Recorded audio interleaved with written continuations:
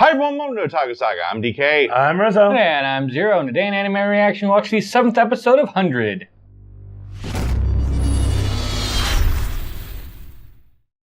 If you want to check out our reaction for the 7th episode of 100, hit that link in the description below. And be sure to give us feedback in the comment section, because we love hearing from you. As always, if you like what you see, subscribe to Otaku Saga, and don't forget to like and share our videos. Please support the official release. We now return you to your regularly scheduled idiots. Ding! So on this episode 100, we started off with a beach scene.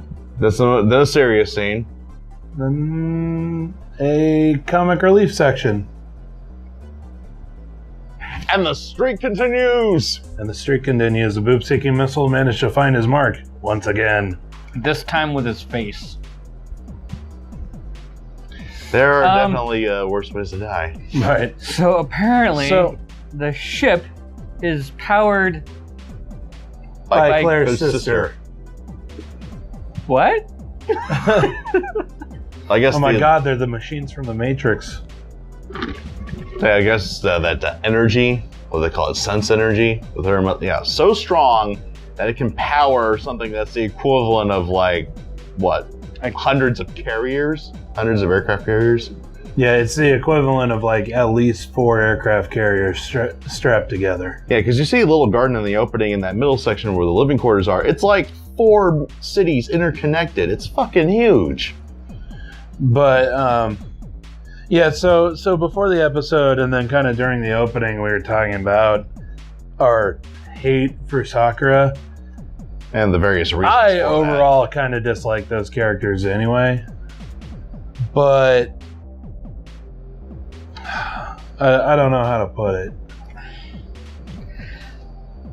Those kind of characters, the worms that get in the way that she does, or abuse. What an interesting analogy. I almost analogy. thought you were DK for a second. I know, right? He's learning.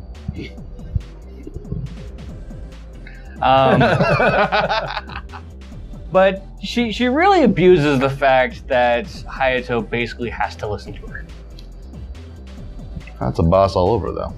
The same thing with Claire. Mm-hmm. But yeah. I hate them both. It makes for a very awkward harem situation because they're both technically in positions of power over Hayato.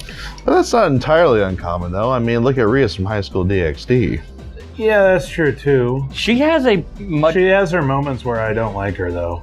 Fair enough. Where she abuses her power to undermine the other girls. Okay. But the other thing about like High School DxD is that it's far more of a balanced harem, at least during the show, than this has been so far. Mm-hmm. Because for the entirety of the show, he's basically been turning down all the other girls. Yeah, like not accepting their advances, basically. And he doesn't do that with Emilia. But anytime he wants to get closer to Emilia, boom. Well, now the beach scene didn't irritate me that much because technically the reason why Emilia wasn't able to get close is because of her own failings. And she's also kind of still pulling her Mulan act. Exactly. She set herself up for that. But yeah, that is dope. But I'm still sore about that, Dreams. I am 100% sure Claire did it on purpose. I am too. Would not be surprised. Yeah. Yeah, no, I'm absolutely 100% sure. Which is, like I said, I like Emilia.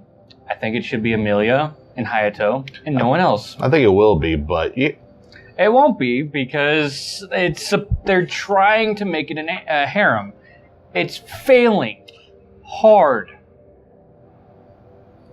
Yeah, and they're also, you have to have some sort of conflict for the hero to resolve. But the way they're kind of doing it and sort of forcing a harem into being, it's a bit much, I think. I don't mind having a conflict with, say, Claire and Emilia as long as they flush out the character well. They're not doing that very well. Yeah. They're forcing situations by means of I'm your higher up. I actually thought with the scene with Lisa that they did a little better job of giving Claire a bit of backstory in this episode, though, and hopefully they can continue on that throughout the series. But in the case of Sakura and was it Letty, this new girl? Well, actually, no, comic relief doesn't really need that, huh? Oh, this new Lesbotron is a completely different story, all on its own. And that's something that I honestly don't think we have time for. Yeah, well, so for me, she annoys me on the same levels as that one girl from Baka and Test, the lesbian. The original Lesbotron. The original, well, I wouldn't say original, but definitely a... That's when the term came about, wasn't it? Nah, maybe. That's why I first heard it, anyway. I think I grabbed that from a completely different source, but I've been using it since we watched that series. But yeah, it's she annoys me on the same levels that character annoyed me, where it's like, obviously Amelia doesn't like you that way. Yeah. Please stop.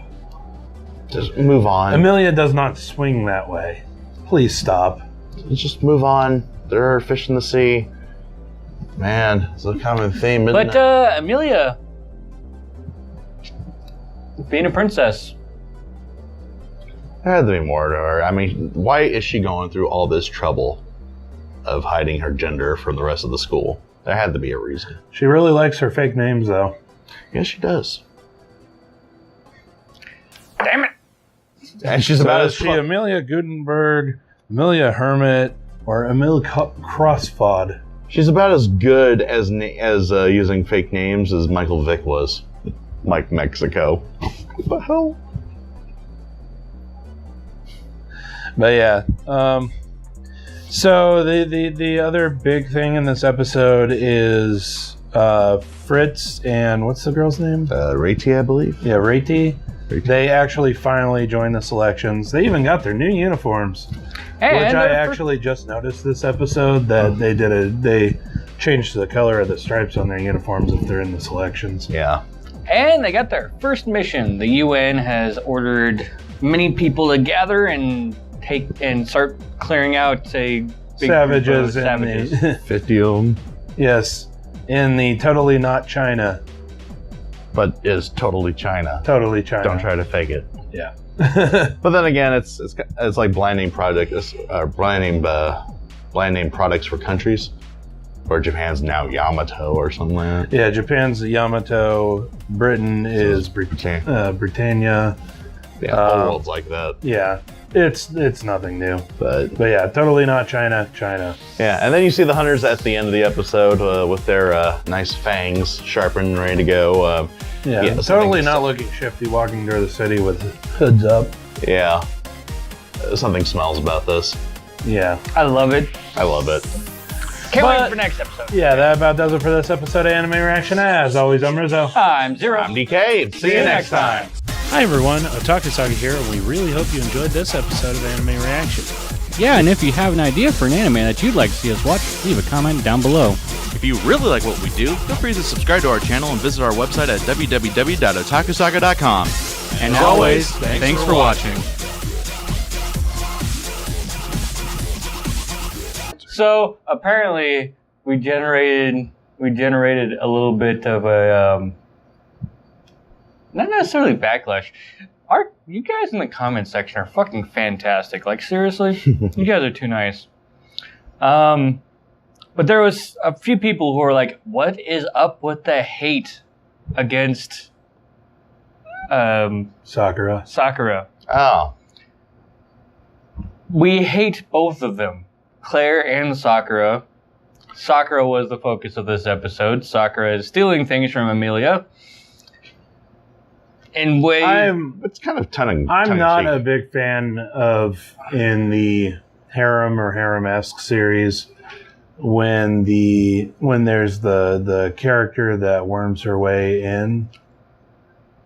I don't know, that bothers me. I've had relationships in that way.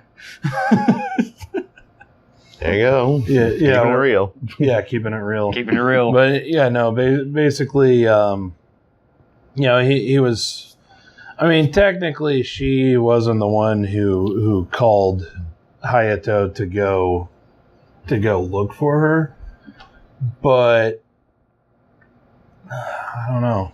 I just it part of the reason why I'm really not liking Claire at the moment is because it was Hayato's day off, and she calls him to go look for Sakura. You'd think that there'd be more people on duty than that. I just look at lobbing insults at characters. Yeah, I kind of like that too. Anything to try and fill in the dead air. Well, I think we've spent enough time before the anime. Yeah. Yeah.